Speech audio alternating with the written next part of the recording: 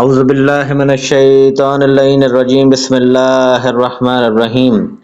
علامہ رضی رحمۃ اللہ علیہ کہتے ہیں کہ خطبے کے ان الفاظ کراکے بالصابت ان اشنک لحا خرما و ان اسلس لحا تکحما سے مراد یہ ہے کہ سوار جب مہار کھینچنے میں ناکہ پر سختی کرتا ہے تو اس کھینچا تانی میں اس کی ناک زخمی ہوئی جاتی ہے، اور اگر اس کی سرکشی کے باوجود باغ کو ڈھیلا چھوڑ دیتا ہے تو وہ اسے کہیں نہ کہیں گرا دے گی اور اس کے قابو سے باہر ہو جائے گی۔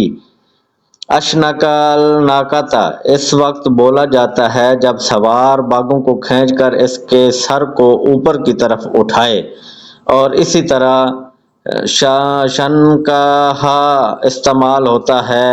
ابن سکیت نے اصطلاح المنقط میں اس کا ذکر کیا ہے۔ اللہم صلی علی محمد و آل محمد۔